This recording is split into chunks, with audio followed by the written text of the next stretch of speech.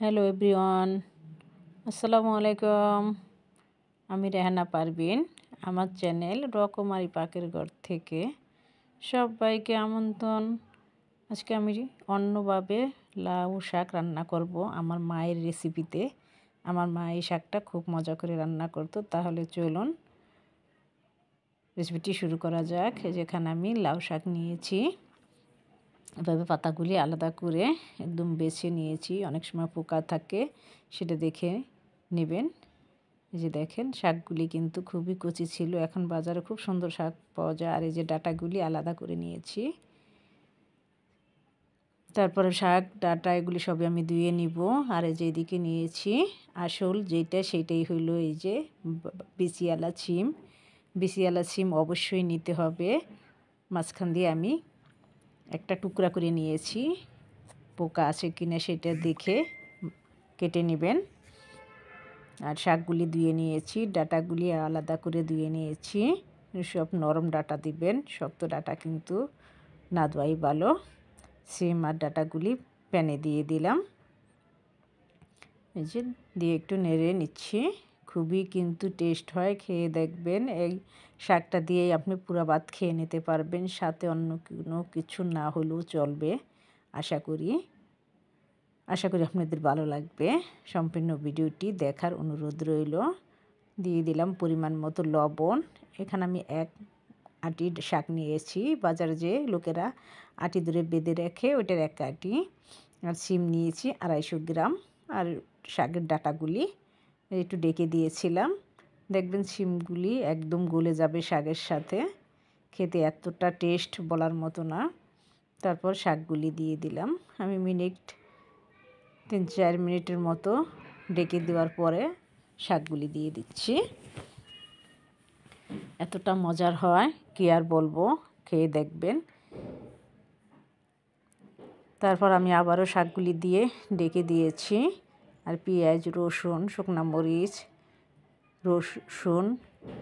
কাঁচামরিচ এগুলো আমি কেটে রেখেছি, একটু পরে দিব, যাতে রসুনগুলি একটু মরিচগুলি আর পেঁয়াজগুলি যেন একটু আস্ত আস্ত থাকে, তখন শাকের মধ্যে দেখতেও ভালো লাগে আর খেতেও ভালো লাগে। সেই জন্য একটু পরে দিতে হবে, অবশ্যই একটু পরে দিবেন। এই যে এবার কাঁচামরিচগুলি দিয়ে দিচ্ছি, তারপরে পেঁয়াজগুলি দিব। অবশ্যই আপনারা করে খাবেন, সেই অনুরোধ রইল। আর আশা করি আপনাদেরও ভালো লাগবে। ভালো লাগলে ভিডিওটি লাইক, কমেন্ট, শেয়ার করে পাশে থাকবেন। এই যে এবার দিয়ে দিলাম পেঁয়াজগুলি। আর পেঁয়াজগুলি কিন্তু অবশ্যই মোটা করে কেটে দিবেন, মোটা করে দিলে ভালো হয়। তারপর পেঁয়াজগুলি দিয়ে ভালো করে নেড়ে চেড়ে নিব। আপনারাও ওইভাবে রেসিপিটি ফলো করে খেয়ে দেখবেন। এখন খুব সুন্দর শাক বাজারে, আর বিচিয়ালা সিমও পাওয়া যায় বাজারে। ফেসবুক থেকে যদি আমার ভিডিওটি দেখে থাকেন, আমার পেজটি লাইক, কমেন্ট, শেয়ার করে পাশে থাকবেন। পেজটি ফলো দেওয়া থাকলে অসংখ্য ধন্যবাদ। আর ফলো দেওয়া না থাকলে প্লিজ পেজটি ফলো করে পাশেই থাকবেন। ইউটিউব থেকে দেখে থাকলে যদি রেসিপিটি একটু হলেও ভালো লেগে থাকে, আমার চ্যানেলটি সাবস্ক্রাইব করে পাশেই থাকবেন। আপনাদের ভালোবাসায় আমি এগিয়ে যাব ইনশাল্লাহ। আপনারা উৎসাহিত দিলে এটাই আমার সার্থক। ভালোবেসে পাশে থাকবেন আশা করি। তারপর শাকটা আমি অন্য একটি বাটিতে তুলে নিয়েছি। তেল দিয়ে দিলাম প্যানে, আর দিয়ে দিলাম সেই রসুন কুচি, শুকনো মরিচ কেটে নিয়েছিলাম আগেই। শুকনো মরিচগুলো দিয়ে দিলাম সাথে, দিয়ে একটু রসুনটা লাল হওয়ার পর্যন্ত অপেক্ষা করতে হবে। রসুনটা লাল হওয়ার পরে এই যে দিয়ে দিলাম শাকগুলি, দিয়ে বাগার দিয়ে দিলাম। খুবই কিন্তু টেস্ট, শাকের মজাই অন্য রকম হয়ে যায় সিমের কারণে। মোটা পেঁয়াজ, মরিচ দেওয়ার কারণে খেয়ে দেখবেন। গরম গরম ভাতের সাথে অন্য আর কিছুই লাগবে না। আশা করি কালকেই খেয়ে নেবেন বাজার থেকে এনে।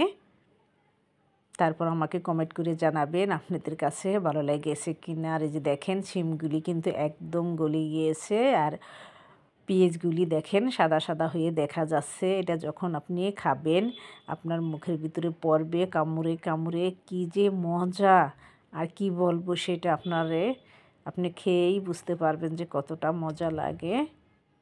আর রসুন ও মোটা মোটা করেই দিতে হবে, কাঁচামরিচও দিবেন।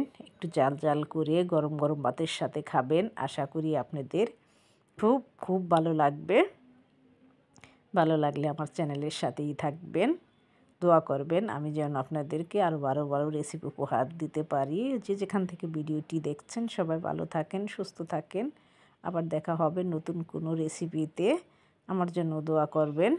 আজকে এখানে বিদায় নিচ্ছি। আল্লাহ হাফেজ।